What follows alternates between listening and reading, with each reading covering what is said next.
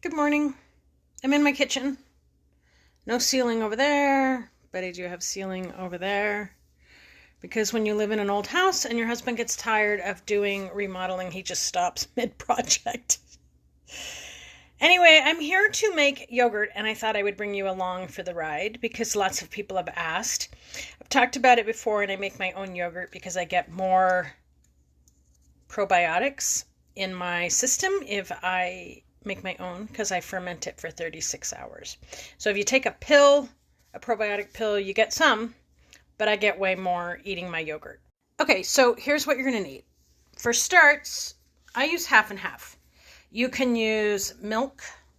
You can use 2%, whole milk, skim milk, whatever you want. I stopped being afraid of fat when I lost 65 pounds, keeping fat in my diet and getting rid of carbohydrates. So you can do you. And if you're here to tell me, Laura Lee, you're still kind of fat, yeah, I am. But I lost 65 pounds and I've kept 60 of it off and I'm never hungry.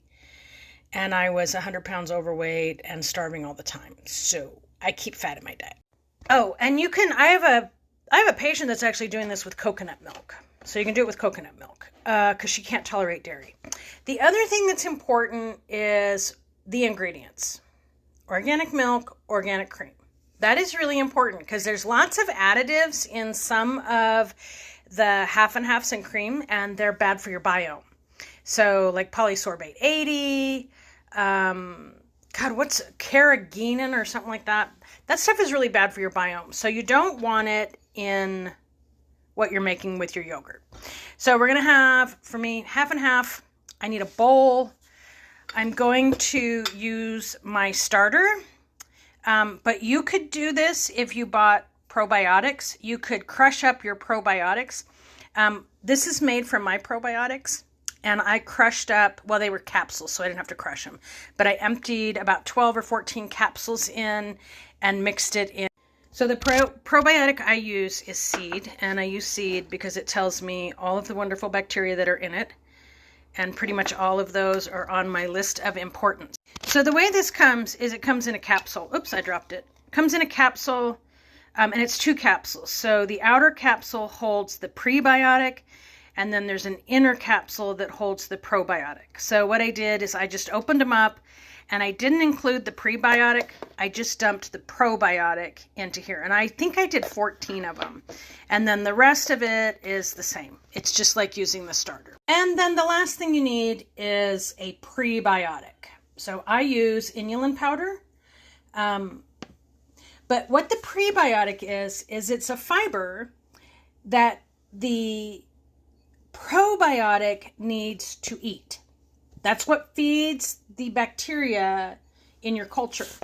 And if you don't put this in, the life cycles, if you're culturing, fermenting for 36 hours, they're going to run out of food in the milk, or the half and half or whatever. They're going to run out of food if you don't add a prebiotic. And I just prefer inulin. There's other ones, but you have to feed them. So those are the ingredients that you need. Okay, because I can't film and scoop at the same time, I took 4 tablespoons of my starter and put it in here. I use 2 tablespoons of starter for every quart of yogurt that I'm going to make. So I'm going to make 2 quarts of yogurt, and so I used 4 tablespoons of the starter. Okay, because I can't film and scoop at the same time, I took 4 tablespoons of my starter and put it in here. I use 2 tablespoons of starter for every quart of yogurt that I'm going to make. So I'm going to make 2 quarts of yogurt, and so I used 4 tablespoons of the starter. When I made this the very first time, I think I did the 14 capsules of my seed probiotic and 3 tablespoons of the inulin. Okay, so if you're making it for the first time, 12 tablets or capsules or whatever you have. Crush them up if it's tablets. You want to crush them as much as you can. And then you're going to add the inulin. So I've added 4 tablespoons of starter and 4 tablespoons of inulin, and I'm going to stir that up. Okay, so that's what it looks like when I stir it up. You can see there's still some kind of chunkies of inulin in there. It's really hard to get it smooth. When you're using your probiotic, if you have tablets that you have to crush, you want to crush them really small. As small and most powder-like that you can make it. Because the first time you make this, those little chunkies from your probiotic tablet are going to kind of come through. They don't taste bad. They're not irritating. It's just your very first batch of yogurt won't be smooth. But the more you crush them, the smoother it'll be. And then when you use that starter to make your next batch, that weird little chunks that are in your yogurt will be gone the second batch. And then I pour it equal parts into quart jars. Add a little bit of half and half. Stir it up. Add a little more and stir it up again.